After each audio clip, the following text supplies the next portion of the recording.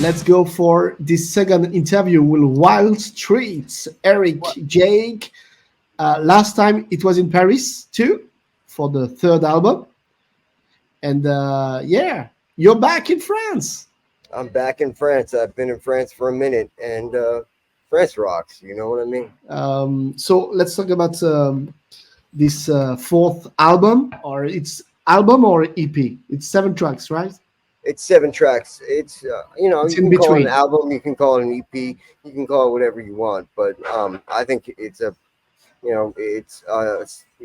specific artistic statement, and the 7 songs fit together real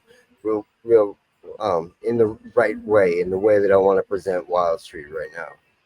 I like the way it starts because it's the sounds is awesome and Oh, it's really punchy at the very beginning, and you know that it rocks. Since the beginning. yeah, totally. I think Heroes is awesome. It's fun to play too. Like when you see us live. And yeah, you're right. Last time you told me that when you record, you think about life, and it's essential for you to to respect the sound and to have the same vibe on studio in live, right? There has to be, because um, like we're Wild Street. We don't use backing tracks. Everything that you see on stage is all us. So if you can't do it live, then your show is not going to be very good. You know what I mean? So, but yeah, like I, you got to think about like the intensity of the crowd and what the crowd wants, and if you're not going to play a whole bunch of ballads at a rock show. And you do you have a new team on this fourth album, right? Yeah, I have my band members. I have a completely different band than I did in 2021. We kind of like rebuilt the band from the ground up. We rebranded. We did a new, nice, killing new logo, like you can see. Look at my, Mhm. it's a new logo, new Wild Street. It's like, on Wild Street 3, we had this song called "Born to Be." It's like about like the transformation to what you were into what you are, and we're still in the transformation, and we're still figuring stuff out. But I got the best band I ever had, so I'm sure we'll figure out everything. And yeah, after the third album, when you split with the other guys, I thought you transform Wild Streak in only Eric Jake solo project. And did you think about quits with Wild Street? I've never. Wild Street is me. Yeah. It has different co-players, different pieces of the puzzle, different pieces that make Wild Street into Wild Street at that time period. But I never, ever in my life thought I would stop Wild Street. Even when we took a break in 2013, I knew that when the time was right, I would be Wild Street again and play in Wild Street again. Right. So let us know about the recording of this 7 songs album or EP. Was it in the same place than the number three? Not so much and somewhat. So some of it was recorded in Brooklyn at my studio.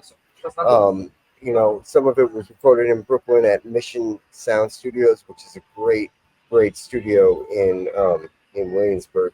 But a lot of it was recorded in Nashville because I was living in Nashville for a minute, and I had my own studio there. And basically, it came like as I've been touring constantly for the past 3 years. A lot of it came while on tour and finished, either editing on the road on in my home studio or my project studio or at the studio that I was working at in Nashville. But I also like recorded some in Connecticut, and the album was mixed in Maine, and yeah, it's recorded everywhere and anywhere that anytime that whether it's to play live or to play in the studio, anytime that I get to hang out with some cool people and make music and whatever, like how can you say no? That's why you do this.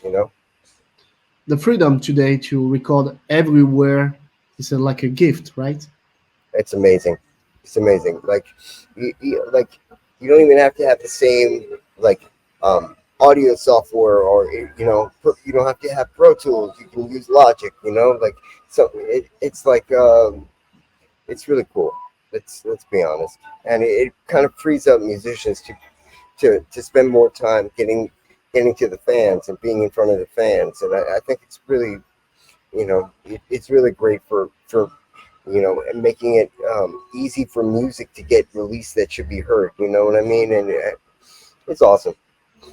So you were talking about two places, very famous, two different atmospheres. Brooklyn, one of my favorite band ever is Typo Negative from Brooklyn, amazing. And Nashville, it seems that yeah, Nashville is the place to have a great sound, great vibes. You know. Yeah, it was cool. Like as I said, like we went down there, and what's interesting is how we got down there. Like I would play. We left New York in my van, right? And I played acoustic shows, leading to writing sessions, right? And leading to different places where I knew that there were people that I wanted to collaborate with. Like for example, Rat Stars, my guitar player. We went out to Wisconsin, got like an Airbnb, and wrote a song in an hour. You know what I mean? Um, and then going to Nashville was cool. The vibe was different, but like um, really when you're that focused on music and you're that focused on you know we were rebuilding the band and setting up 2023's massive Europe tour. And so like the vibe is the same. It's Wildstreet. Um, how do you like to write music with acoustic guitar or electric guitar or piano, maybe? I would say all those things. I like writing music no matter what I got. You know what I mean? Sometimes it's electric guitar. Sometimes it's a groove. It's a riff, or it's something that inspires the rest of the idea. A lot of times with me, with my like singing, as soon as I can write the hook line, like the song's written, the song's done. And so, but there are times that there's something to be said for sitting in a room with a bunch of dudes with an acoustic guitar and just hashing it out in an hour or something. S- These seven tracks contain really great songs. You know, it reminds me sometimes early Skid Row song, like the song "Won't Be Apart," which reminds me "I Remember You," which is a compliment. Oh, that's awesome. Yeah, Yeah. Sebastian's awesome. Have That you heard the Have you heard the new Sebastian Bach album? I haven't yet. I Wow, will. I it's will. a fucking amazing album, We'll listen to that tomorrow. and maybe you could tour together, right? That would be cool. Uh, Sky's the limit. When we decide that we want to do something, when something is on the table, we make it happen no matter what. All right. Um, did you throw a lot of songs in order to keep only the seven good tracks, or did you write more material? You could maybe release 10 or 12 songs, but if you keep the So seven yeah, tracks, Eric is you in know. Commission Day today, so in Paris. Yeah, yeah, yeah. So essentially, um, there were like a ton of songs written between the time of like the pandemic and quarantine and being stuck in your house, and 2023 with those 3 years. And so like and there's some leftovers, but the ones were pretty obvious that I wanted to finish. Like The Road was the first song I wrote like when we were stuck in our houses and couldn't play music with people, in front of crowds and in front of people. Say Goodbye, I was the second song that I wrote, post or during quarantine.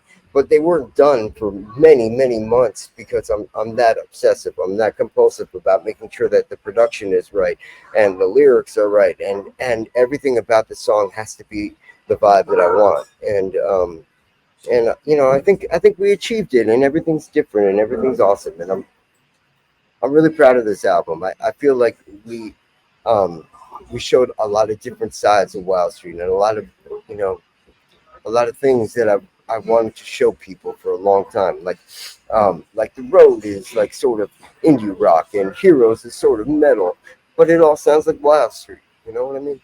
Yeah, you're right. There are some kind of groovy heavy metal and very good ballads, which is only hard rock bands can do that.